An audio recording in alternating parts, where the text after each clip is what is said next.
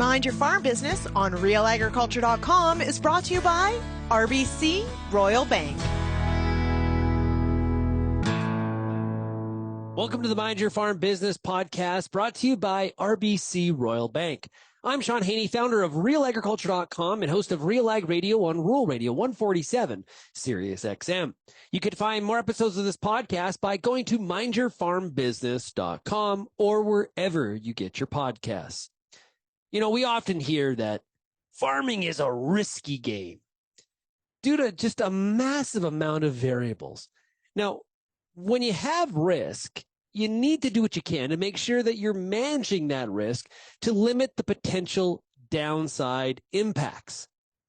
Many times we cannot make our businesses risk neutral, but we can limit the exposure to the downside through risk management tools.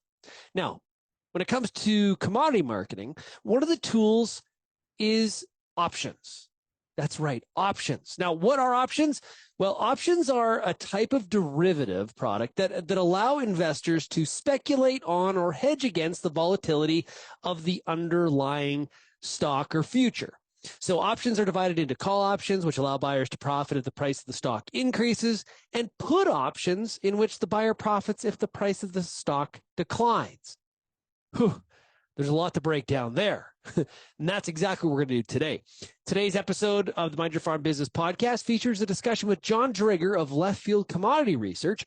Jon and I steer through this minefield of options to try to dig deeper into how, in many cases, these financial derivatives provide additional risk management tools for your commodity marketing.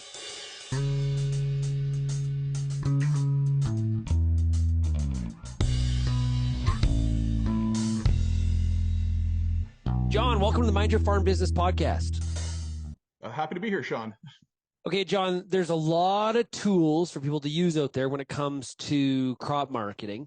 Now, what happens, though, is we get a little bit focused into one avenue here, typically, which is just working with a traditional production contract. And I think everybody's very familiar with those. We're not going to tap into that today. The purpose of today is to talk about some of those other strategies, those other tools that are available to you as the farmer in order to manage your production and pricing risk. Ready to get to it?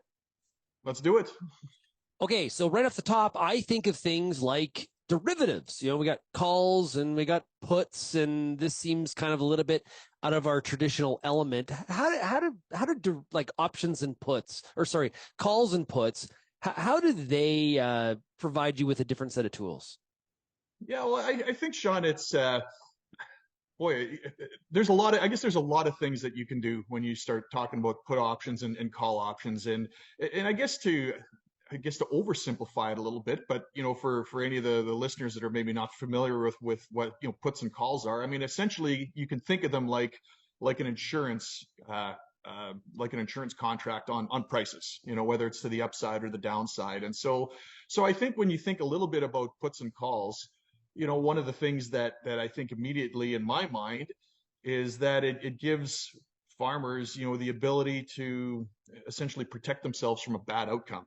And so if you think about like an insurance contract, you pay a premium and you're protected against a bad outcome, but all that you pay is the premium, and you aren't necessarily locked into, for example, on a production contract, if you don't have the grain, or you lock in a price and suddenly the market goes way higher and you're kind of like, oh, geez, maybe I jumped too soon, or that sort of thing.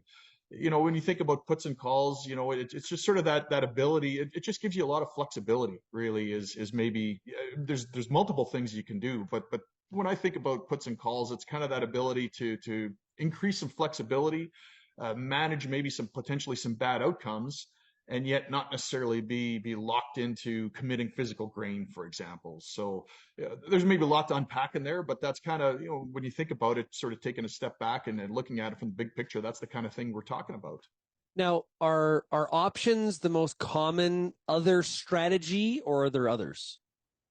Yeah, I would say typically using options would be the most common strategy for farmers, and I guess there's a couple things, and again, there's the kind of conversation we're having here in a few minutes is the sort of stuff we unpack over the course of maybe 2 days when we do a seminar. But I guess in my mind, and when we think about options and puts and calls and so forth, there's a couple of different ways you can go, but certainly I tend to have my mind drift towards actually farmers doing it themselves through a futures broker, rather than doing a contract through a grain company. And grain companies do offer contracts that look very similar to puts and calls. They might have different names, but kind of I tend to think about, maybe farmers should do it on their own through a futures broker. And, in that case, I think most brokers would say that their clients largely do some type of an option strategy, buying a put, buying a call, or, there's a multitude of different strategies, but that would be more common than just simply, for example, hedging with a futures contract, I think, which certainly you can do as well, right? But that's, again, there's a multitude of different things you can do. But to kind of answer the question, typically, buying an option would be probably the most common space for farmers when they're managing risk in their business. Yeah, good point. Grain companies have been creative, and they've come out with, there's a lot of names that go with, they offer me a floor price. Well, if they're offering you a floor price, chances are they bought a put, right? So these are strategies that are being used by some of the companies. So now, where it gets confusing is some of the terminology. So if I'm buying a put, I'm participating if it goes down. If I buy a call, I'm participating if the market goes up. Is that the easiest way to put it? Yeah, that's the easiest way to think about it, Shaun. And again, it's the sort of thing that we do 1-2 day courses on, and even then it takes a while to get used to the various terminology. There's all the different language, the different vocabulary and that sort of thing. But yeah, again, you say participating on the downside. You think about a price insurance contract. If the market goes lower, you get a payout. If the market doesn't go lower, you don't. All you've lost is your premium, those sorts of things. So again, the insurance analogy is a little bit oversimplified, but for folks that this is new or they're not very familiar with it, that's probably conceptually it's an easy way to kind of get your head around roughly how these different tools can work and what they mean and that sort of thing. So yeah, buying a put option is like buying downside price insurance, or buying a call option, for example. If you're a feeder, you're worried about feed grains going up, or maybe you forward sold grain and you're worried about the crop not being there, that sort of thing. I mean, it's kind of like upside price insurance. If you're in a situation where if the market goes up, your margins, your business gets hurt. So that's kind of the simplest way of thinking about it. Now, some common terms, like you mentioned, it can be kind of confusing. So we'll sort of hit on a few of the common ones. What is a strike price? What does that mean? Yeah, so that's basically, let's call it the level of insurance that you're buying. Again, using the insurance analogy. So for example, if November canola is trading around $830 a ton, you can buy price insurance either at the $820 level, the $800 level. So those would be the strike prices, maybe at $750 level. So again, you can think of it a little bit like an insurance contract. You can get insurance for different levels of coverage. And so it would be the similar, say, for example, with a put option. And so the strike price is essentially just the, sort of the level of insurance, if you will, that you're purchasing. So, that's kind of maybe the simplest way of thinking about it. And there's a premium. So what is the premium then? Yeah, and basically the premium is just simply the cost that you're paying for that level of insurance, right? So again, if the November futures are trading at $830 per ton, and you want downside price insurance or price protection, say for anything below $820, you'll pay a premium for that. And so you pay your premium, and that gives you a protection below that strike price level. So again, if it's $820, it's $800, it's $750, whatever the case may be. Each one will have a separate premium. Naturally, if you want a higher level of insurance, that premium is going to cost more, not unlike maybe something like life insurance. If you want to get insured for a relatively small amount, it's not that expensive. If you want insurance in the millions, then that's going to cost more money, or that sort of thing. And so again, conceptually similar in the case of put options or using options for grain futures contracts. Now, there's always two sides to any transaction. So somebody that is buying an option, or sometimes called holding an option, The other side of that is there's somebody that's writing or selling an option. So, why would somebody do that? Like, what's the, and then let's keep it simple. So let's say I'm buying a put, okay?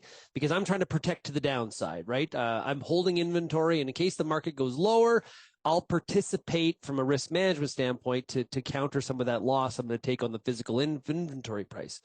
So what is the other person, the other side of that, trying to do?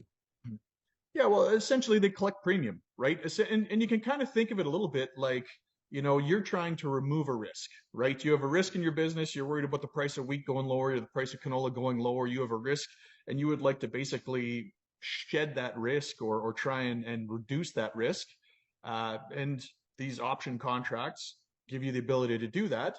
But as is the case in markets, there's no free lunch. And so it'll cost you someone basically you're going to pay someone to take on the risk of the price of canola going below $800 a ton. And so essentially someone on the other side, and it might be a company, it might be a hedge fund, it might be a speculative trader, whatever it is, will say, okay, at a certain price, I'm willing to take on that risk. And so the person who is selling that contract, they take on quite a bit of a risk, but you're paying them for that. And so that's basically kind of the selling side of it. And again, if we think about the insurance analogy, which is a little bit helpful, you pay your insurance company a premium every year, whatever the case is, and they'll guarantee you X amount if you have an unfortunate, passing, or your house burns down, or whatever it is you're insuring against, and you just pay them a premium, and it's maybe not a huge amount, and they take on that risk, but in return, they collect premium. And so, again, that's a bit oversimplified, but conceptually that'd be a way of thinking a little bit about it for the person that is selling that option to farmers that would typically be the buyer of it.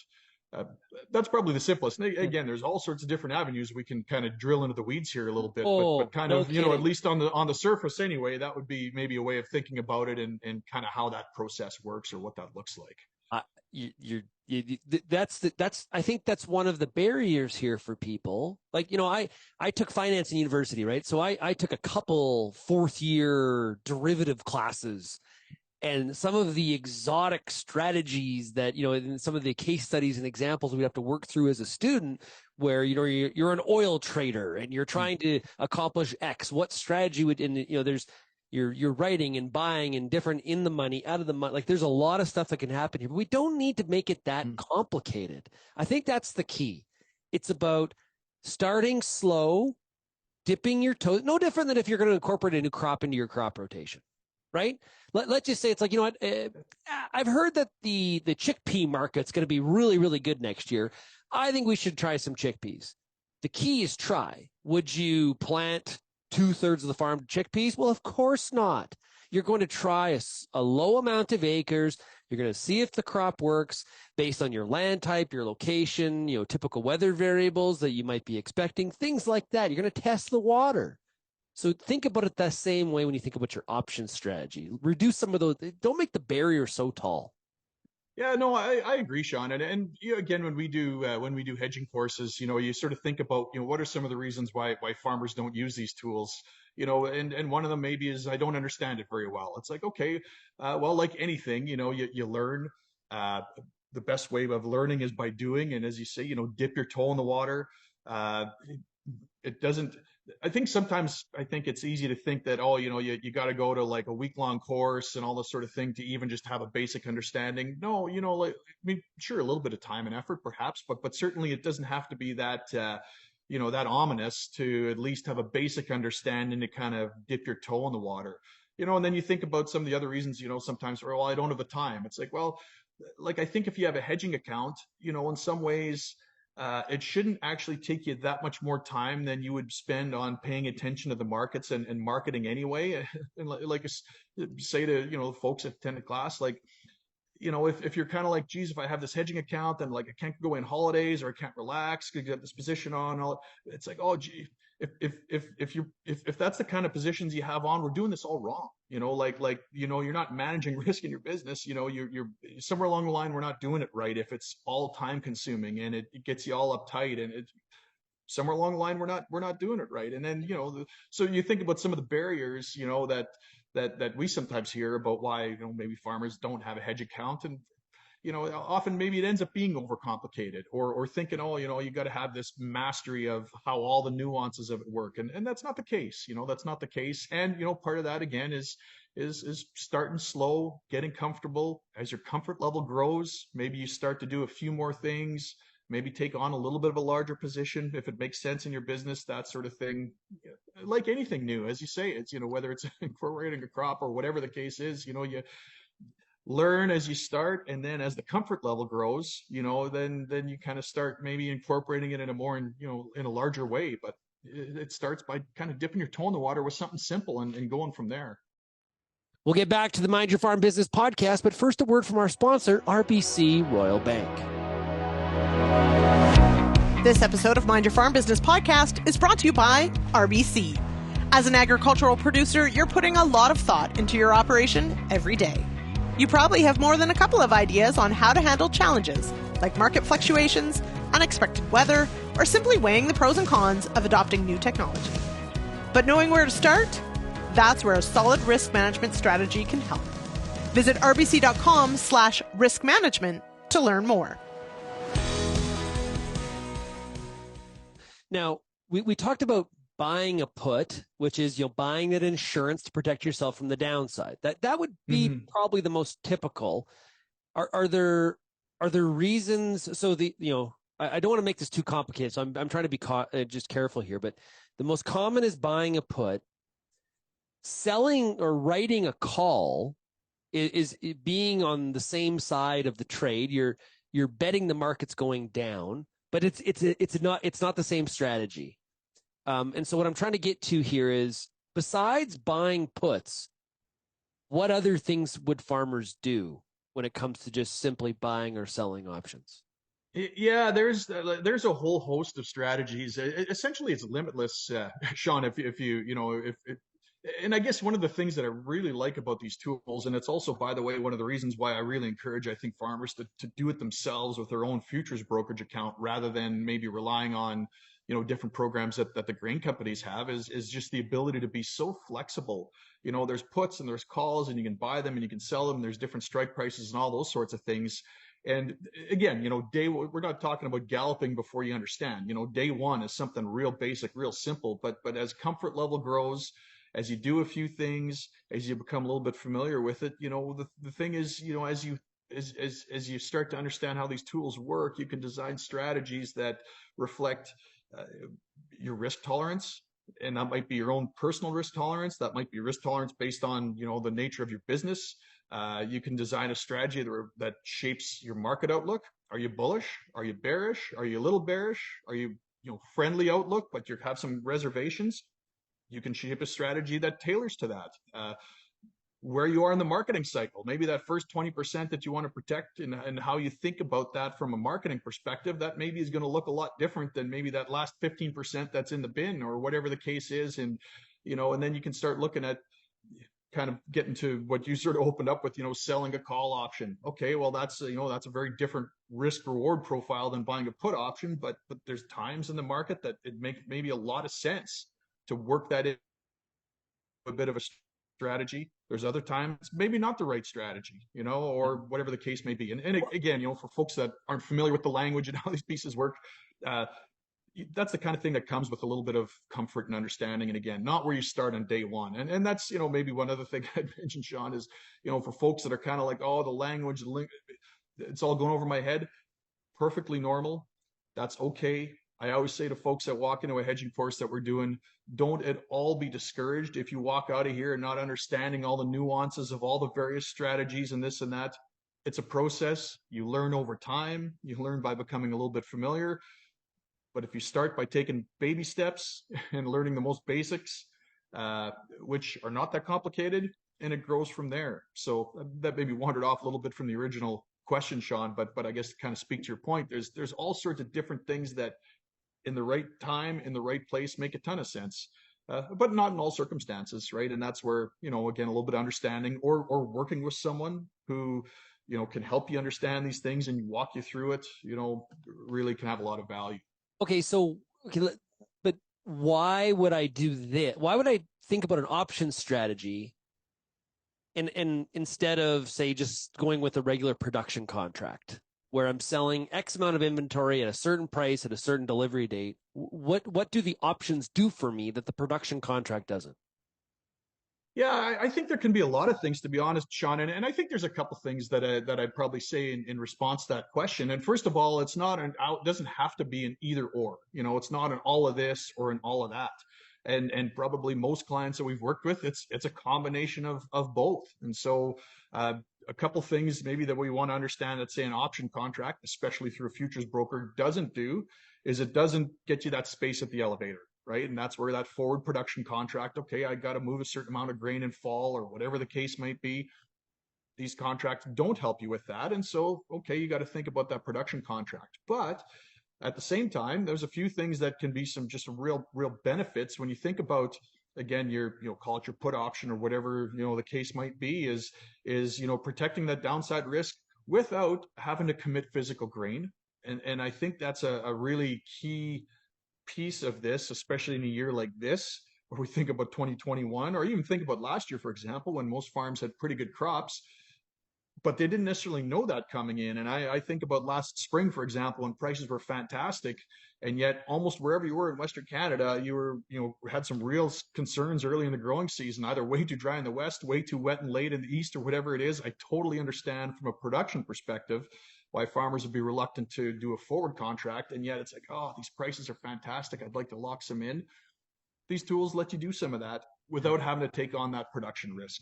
The other part too is if you think about the downside protection from a put option, again, a very basic contract, it protects you against a worst case scenario, and yet you can still participate in all the upside if the market goes higher. It's like, oh, I think this market maybe has another leg in it because X, Y, Z might happen, but we're at some pretty great levels. I'd like to protect that. I don't want to forward sell, but I'd hate to miss the boat if the price goes down.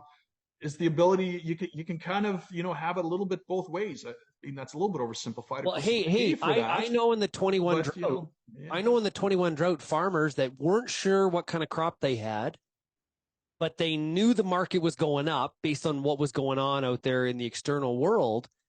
And so what they did is they bought call options, and did very well. Yeah, that's right.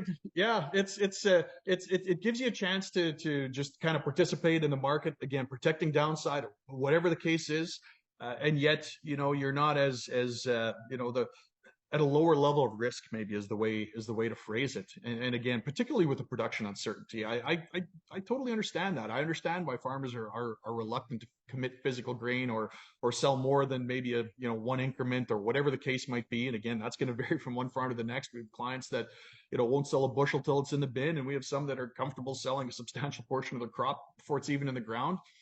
That's an individual risk tolerance thing. I'm not going to say it's good, bad, right, wrong, whatever it is. That every business to their own. What these tools allow you to do, though, is to kind of still manage a market position without having to maybe make physical commitment.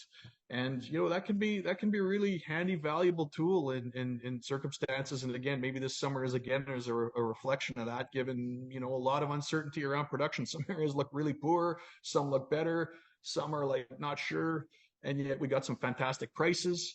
As we were chatting just before we came on the call, there's a lot of reasons why the market could go higher, but we also know there's reasons why this market could be vulnerable if a couple things go the wrong way. And I'd be reluctant to be complacent about the downside risk, even though it's not inevitable. And so these tools are almost perfect for an environment like this. If I am trying to protect myself from the downside and I am buying a put option, do you typically recommend to clients they buy an in the money or out of the money option when it comes to that strategy?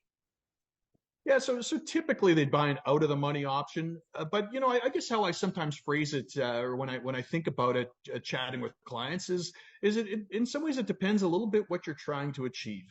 Because as we talked about earlier on, when we talk about these premiums and we talk about these strike prices, naturally your premiums are going to be more expensive if you want to protect a higher price.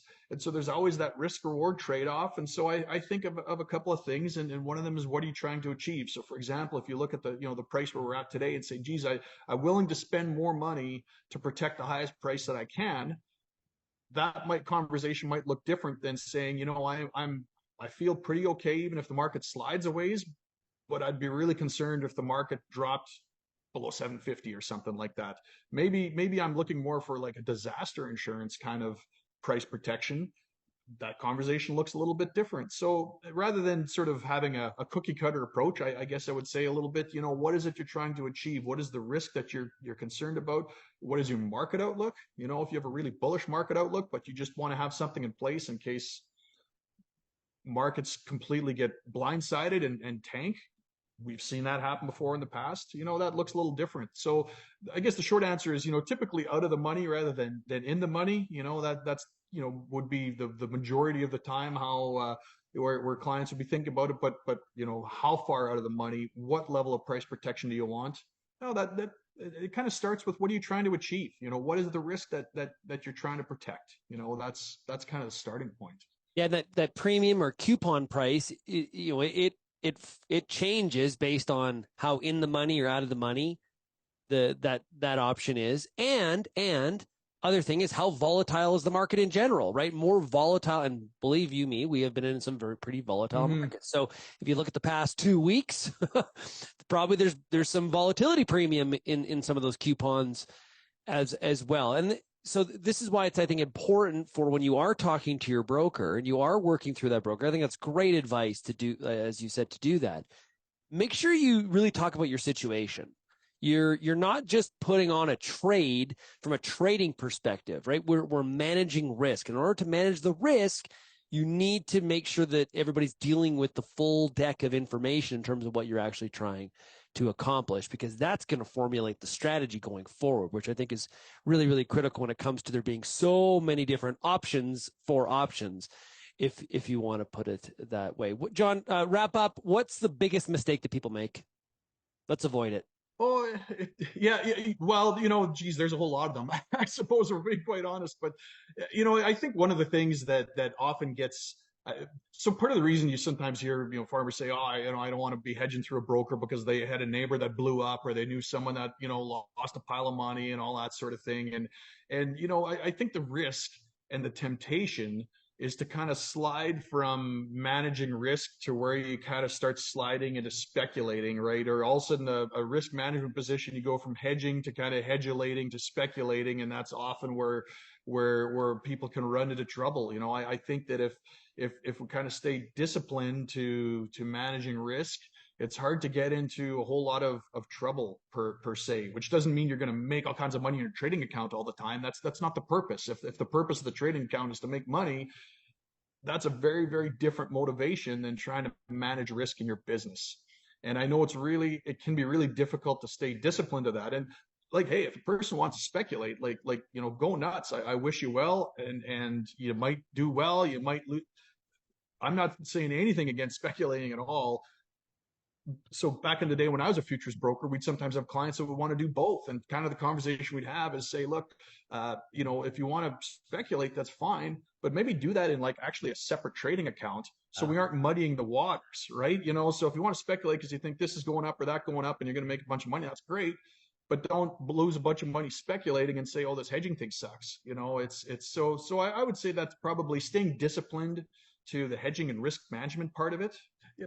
I think one of the keys here is having a good broker, and there are brokers out there that work with farmers.